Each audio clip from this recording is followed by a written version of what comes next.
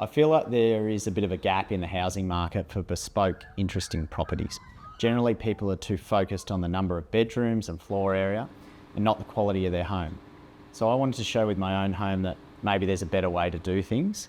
So by designing an interesting, appropriate scaled house, we aim to give back to the area and provide some habitat beyond just me and my family.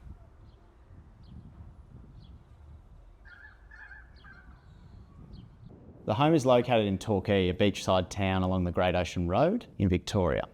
My parents have been in town since the 70s and I was born and raised here, so I was lucky enough to have the opportunity to build a home here.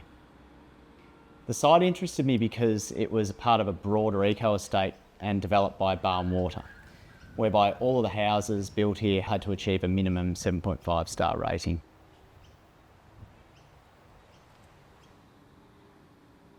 In essence, I wanted to show people that your home can be specific to you, your brief and your personality, and not designed for a future sale. It's my opinion that often people are too concerned with building for the next person. So I wanted to practice what I preached with the house. While it's a smaller home in terms of number of bedrooms, it has ample sized living zones and provides us with a much higher quality of living, with spaces that bring us so much enjoyment. Personally, I think that's much more valuable than a fourth guest bedroom that gets used a couple of times a year. I've always been interested in green roofs and their benefits in terms of thermal consistency. We've been lucky enough to design a couple of smaller living roof zones on previous projects, and I wanted to utilise the approach on a larger scale for my own home. The beauty of the green roof is that there's no steadfast rules in terms of how you plant them out or what aesthetic you're chasing. There needs to be some practical aspect early on in terms of engineering for soil depth, but beyond that, it's really about selecting plants that will work in those depths to suit your own requirements.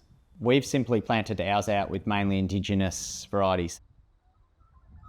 The biggest challenge is kind of a new concept that we talked about, trying to achieve what Lachlan obviously wanted to achieve with it, and just trying to make it work and look good, be functional, also cost effective, and just making concrete the hero without it being too much as well. Just keeping it simple without going too far, but also making it interesting.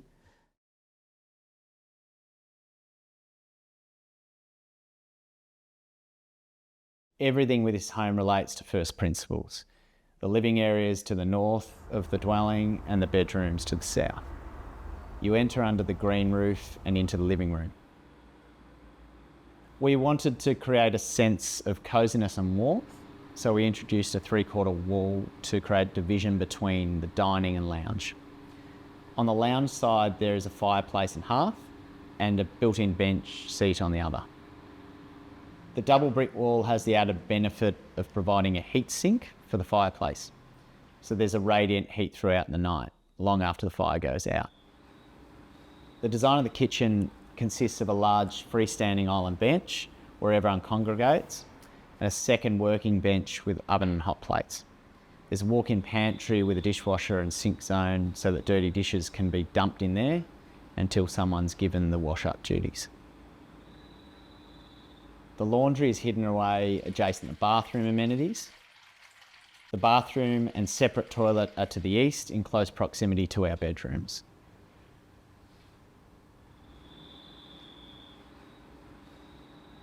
The material palette was deliberately restrained and materials have been expressed in their true state.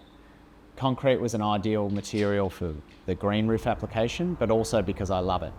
It's a beautiful and timeless material that requires very little maintenance. Originally, it was all going to be a standard off-form ply finish ceiling. Can't remember how far into the project we decided it might be fun to entertain the idea of doing board form. Instead of using a standard board form, we actually got all the offcuts and stuff from all the mill, which usually cut down. So we just ended up with all the odd sizes, bits and pieces. It wasn't a straightforward linear pattern. It's quite rustic compared to a lot of timber grain ceiling looks, I guess you could say. It's so organic. You see all the little knots and cuts and grooves and bits of timber. We used copper cladding to provide a contrast to the concrete, and it'll continue to patina beautifully over time. My uncle is a brickie, so the blockwork allowed for family to be called in to help out. We were very fortunate to have the timber used in our dining table gifted to us by a client, so my father and I were able to cut it down and install it as a permanent fixture in the dining area. While I believe the design and material choices for our home make for a great living environment, comfort is another major factor. So I wanted to make this home as sustainable as possible. To that end, we ended up achieving an 8-star rating. Passive design and thermal mass work together to either heat or cool the home.